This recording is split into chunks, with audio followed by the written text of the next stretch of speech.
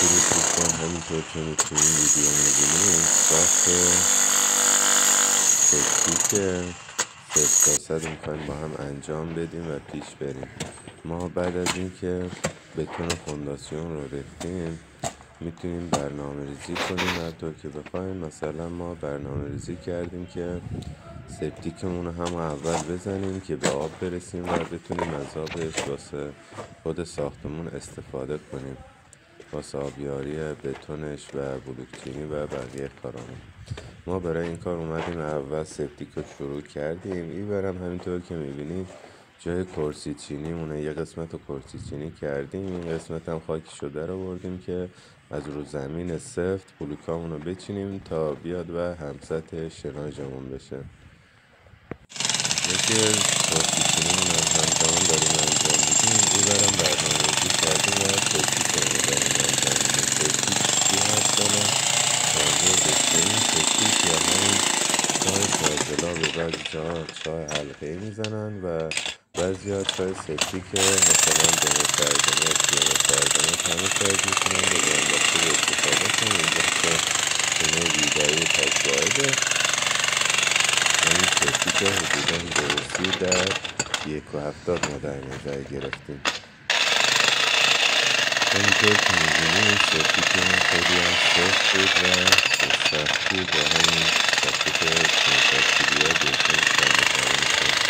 حدودا یه 3 روز زمان می‌بردیم سپتیکمون، ولی من به خاطر اینکه تایم ویدیو خیلی زیاد نشه کوتاه‌ترش کردم. البته برای این کار باید پشتش برنامه‌ریزی باید باشه و بقیه کارا هم بذاره باشه. واسه این الان مثلا ما میخوایم سپتیک رو بکنیم باید قبلش هم برنامه‌ریزی کرده باشیم، بلیکش هم آورده باشیم. دیگرم که خاکش رو بالا می‌ریزیم اینم هماهنگی کرده باشیم که میسان بیاد مخالهاش رو برداره ببره. او برم بلیکامون رو خرید کنیم، پیچامون رو خرید کنیم، حرارتی میلیون داشته باشیم واسه بستن سر سپتیک که تو آخر ویدیو همه اینا رو انجام میدیم و جز به جز میبینیم.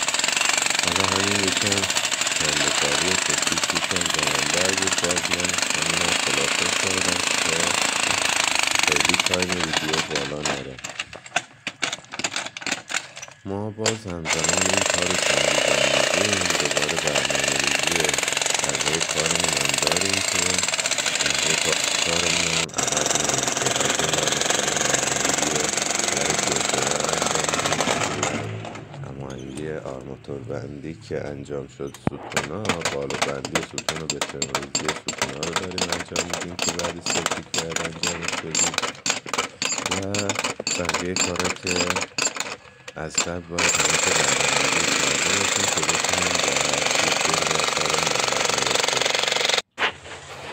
بیرون هم میتونیم کارهای خریدمون رو انجام بدیم و همینطور هی کارامون طبق روال پیش بره. حالا اینجا ما حدودا 1.40 که کندیم به آب رسیدیم، چون اینجا ما رو شهری که هستیم زهش بالان و کنارش دریا هست، زهش اینجا خیلی بالایه. به خاطر همین تو 1.40 به آب رسیدیم. بعد که به آب رسیدیم همینطور که میبینیم کنار دیوارامون صافش کردیم، چاقولیش کردیم که بخوایم بلوکچینی کنیم و بیاد بالا.